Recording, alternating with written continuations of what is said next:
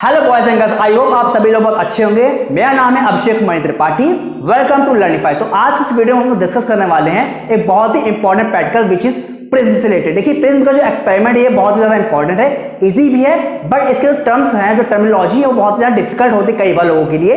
तो इन सारे टर्मिनोलॉजी को मैंने आज इस वीडियो में एक्सप्लेन किया हुआ है, और इससे पहले भी मैंने 2 वीडियोस बनाए हुए हैं जो कि आपके एक्सपेरिमेंटल नॉलेज को एनहांस करते हैं। साथ साथ जो भी आपके वाइवा क्वेश्चन है उन सारे क्वेश्चन का जो एक्सप्लेनेशन है वो मैंने ऑलरेडी आपको दिया हुआ है।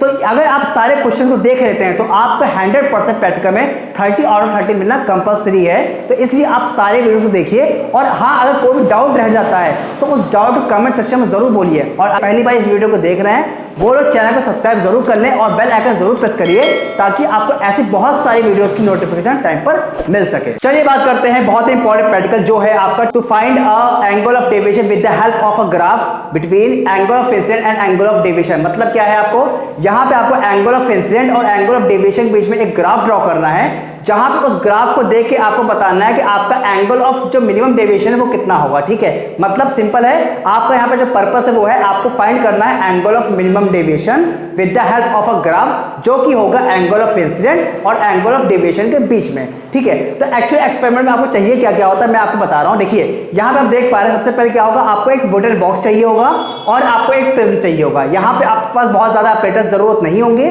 यहाँ पे आपको सिर्फ एक वुडन बॉक्स और एक प्रिज्म चाहिए होगा और एक व्हाइट कलर का पेपर होना चाहिए, चार्ट पेपर, और साथ में आपके पास कलरफुल पिंस होनी चाहिए। ठीक है, पिंस यहाँ पे यूज होंगी आपके ऑब्जेक्ट की इमेज फॉर्म करने के लिए। ठीक है, तो याद रखिएगा यहाँ पे आप जो पिन यूज कर रहे हैं वो पिन आप क्या होंगे, कलरफुल पिंस होंगी। ठीक है, अब क्या करना है आपको, यहाँ पे आप क्या करना है, जो टेबल आपके पास मिलेगी, ठीक है, आपके पास लैब में जो भी टेबल है उस टेबल में क्या करना है, प्रिज्म को सेंटर पे फिक्स करना। ठीक है, और प्रिज्म के नीचे आप क्या करेंगे, व्हाइट कलर के पेपर को प्लेस कर देंगे। आपने यहाँ पे क्या किया, व्हाइट कलर का पेपर लिया, उस व्हाइट कलर के पेपर के ऊपर आपने क्या किया, प्रिज्म को प्लेस कर दिया। ठीक है, और आपने क्या हुआ, किसी भी एंगल पर, ठीक है, आपने किसी भी एंगल पर क्या करेंगे, अपने जो पिन है उस पिन को अरेंज कर देंगे। आप जैसे पिन के आप दूसरे साइड से जैसे आप उस पिन को देखेंगे तो आपको उस पिन की एक इमेज दिखाई देगी।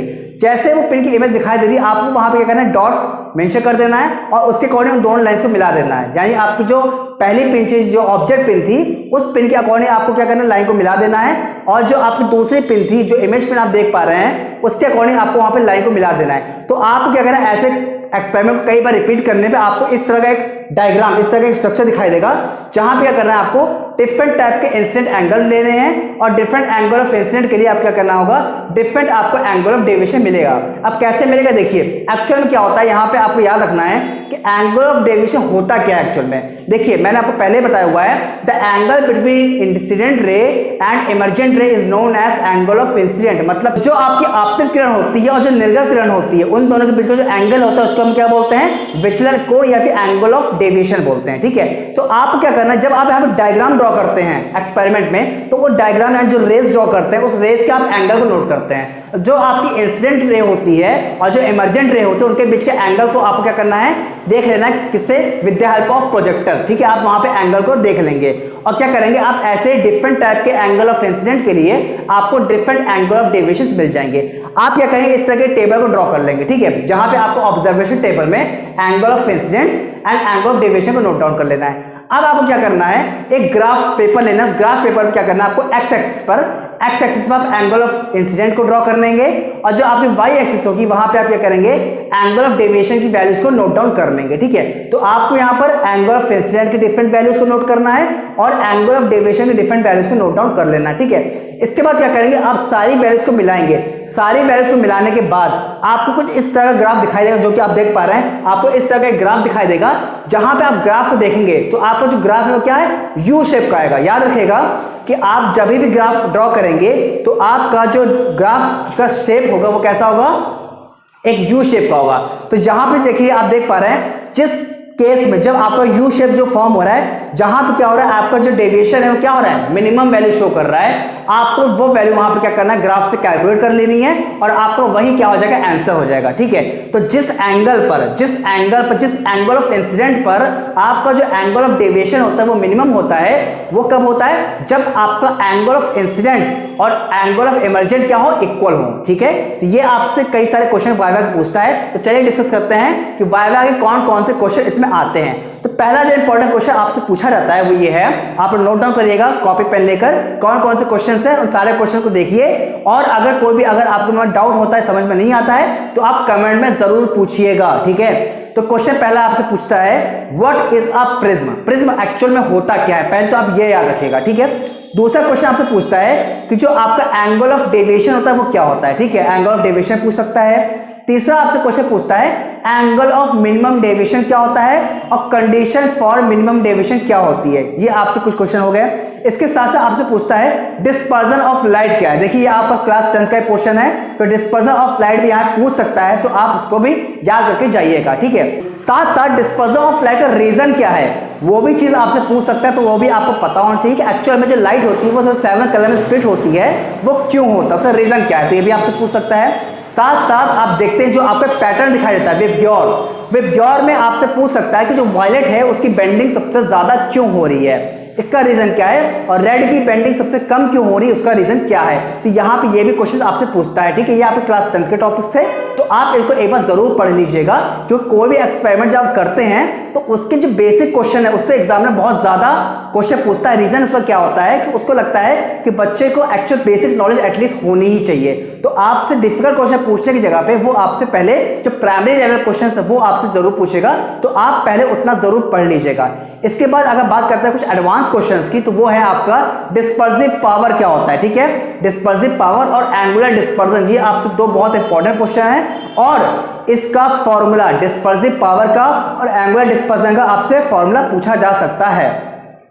साथ साथ यहां पे एक और इंपॉर्टेंट क्वेश्चन आता है, वो आता है जो आपका रिफ्रैक्टिव इंडेक्स होता है, रिफ्रैक्टिव इंडेक्स ऑफ प्रिज्म जो होता है उसका फॉर्मूला क्या है आपको ये पता होना चाहिए। और रिफ्रैक्टिव इंडेक्स ऑफ अगर थिन प्रिज्म की बात करते हैं, अगर सपोज कि आपका जो प्रिज्म है अगर वो थिन प्रिज्म है, तो वो उसके लिए आपका जो डेरिवेशन होगा वो क्या होगा, डिफरेंट होता है। आपको पहले बताया हुआ मैंने कि उसके केस में आपको डेरिवेशन डिफरेंट हो जाता है, तो वहां पे जो आपका फॉर्मूला आता है वो भी क्या होता है, प्रीवियस से डिफरेंट होता है। तो आपको refractive index of prism normal formula और थिन प्रिज्म के लिए दोनों ही फॉर्मूले को याद रखना चाहिए, ठीक है। और जैसा कि मैंने बताया है कि एंगल ऑफ डेविएशन और एंगल ऑफ इंसिडेंट में रिलेशन क्या होता है ये आपको पहले से ही पता होना चाहिए, ठीक है। और ग्राफ में आपसे पूछ सकता है कि आपको एंगल ऑफ डेविएशन और एंगल ऑफ इंसिडेंट के बीच में ग्राफ से क्या चीज समझ में आ रही है, ये आपको पता होना चाहिए कि जो आप ग्राफ ड्रॉ कर रहे हो उस ग्राफ में आपसे क्या चीज समझ रहे हो। तो क्या चीज समझते हैं, बहुत क्लियर है वहां से हमको कि जैसे आप क्या करते हैं एंगल ऑफ इंसिडेंट को बढ़ाते जाते हो तो आपको क्या होता है, एंगल ऑफ डेविएशन भी बढ़ता जाता है, ठीक है। सॉरी, जैसे आप एंगल ऑफ इंसिडेंट को बढ़ाते जाते हो वैसे आपका एंगल ऑफ डेविएशन कम होता जाता है, ठीक है। और एक पॉइंट ऐसा आता है जहां पे एक पर्टिकुलर एंगल ऑफ इंसिडेंट के लिए आपका जो एंगल ऑफ डेविएशन होता है वो मिनिमम हो जाता है, ठीक है। जैसे मिनिमम वैल्यू पहुंचेगा उसके बाद क्या होगा, उसके बाद भी अगर आपने एंगल ऑफ इंसिडेंट को और बढ़ाया उस केस में क्या होगा, अब आपका जो एंगल ऑफ डेविएशन बढ़ना शुरू हो जाएगा। मतलब पहले क्या था, एंगल ऑफ डेविएशन यहाँ पर डिक्रीज हो रहा था, यू शेप में डिक्रीज हो रहा था, और एक पॉइंट पे क्या हुआ, मिनिमम हो गया। फिर जैसे आपने उससे ज्यादा एंगल ऑफ इंसिडेंट को बढ़ाया वैसे क्या हो जाएगा, आपका एंगल ऑफ डेविएशन क्या होगा, इंक्रीज करना शुरू हो जाएगा।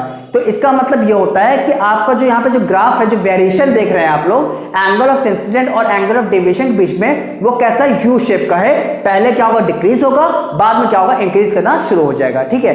तो ये आपको पूरी चीजें एस्टैब्लिश पता होनी चाहिए, ठीक है। और प्रिज्म की डेफिनेशन जरूर पता होनी चाहिए, और प्रिज्म का एप्लीकेशन कहां पे होता है, जो आप जानते हैं, जो आपका बायनोकुलर जो होता है वहां पर जो आपका इमेज बनती है उस इमेज को क्या करें, सीधा करने के लिए वहां पे भी प्रिज्म का एप्लीकेशन होता है, ठीक है। तो ऐसे कई सारे जो डेली लाइफ के एप्लीकेशन है वो आपको यहाँ पे पता होने चाहिए प्रिज्म से रिलेटेड, ठीक है। और जितने मैंने पॉइंट्स आपको रे ऑप्टिक्स से बताए हैं, तो याद रखिएगा ऐसा नहीं है कि ये अगर लेंस का पोर्शन नहीं है तो इसमें आपसे ऑप्टिक्स क्वेश्चन नहीं पूछ सकता। इसीलिए आपको क्या करना है, जो आपको मैंने प्रीवियस एक्सपेरिमेंट एक्सप्लेन किया था रे ऑप्टिक्स का, आपको उसके क्वेश्चंस और इसके क्वेश्चंस को इजीली कंबाइन करके पढ़ना है, क्योंकि आपसे कई बार हो सकता है कि प्रिज्म में आपसे लेंस क्वेश्चन पूछ सकता है, बिकॉज एग्जामिनर को ये चीज पता होती है कि ये दोनों ही जो पोर्शन है वो क्या है, एक ही चैप्टर के हैं, और वो चैप्टर आपका टर्म 2 का सेकंड इंपॉर्टेंट चैप्टर है, तो आपको वो चीज पहले से पता होगी। इसीलिए आप क्या करिए, दोनों ही जो वीडियो, इससे पहले की जो मैंने वीडियो बनाई है, अगर आपको ये वीडियो नहीं देखा है तो आप यहाँ पे आई बटन पे जाकर क्लिक करके देख सकते हैं, या फिर आप डिस्क्रिप्शन में प्लेलिस्ट चेकआउट कर सकते हैं। वहां पर मैंने एक्सपेरिमेंट की अलग प्लेलिस्ट बनाई है जहां पे आप उस वीडियोस को देख सकते हैं। मैंने ऑलरेडी 2 इंपॉर्टेंट एक्सपेरिमेंट आपको एक्सप्लेन किए हुए हैं, तो आप वहां से सारे क्वेश्चन अगर पढ़ लेते हैं तो आपको 100% प्रैक्टिकल में 30 मार्क्स जरूर मिलेंगे। ठीक है, आशा करता हूं आपको वीडियो अच्छी लगी है। अगर आपके पास कोई भी डाउट रह गया है तो उस डाउट को आप कमेंट सेक्शन में लिख के दे सकते हैं, हम लोग उसका जरूर रिप्लाई करेंगे और हो सकेगा तो सारे डाउट्स को नेक्स्ट वीडियो में जरूर कवर अप करेंगे। और जितना प्यार और सपोर्ट आपने आज तक दिया है, यही प्यार और सपोर्ट आप आगे देते रहिए ताकि हम ऐसी बहुत सारी वीडियो आपके लिए लाते रहें। Thank you.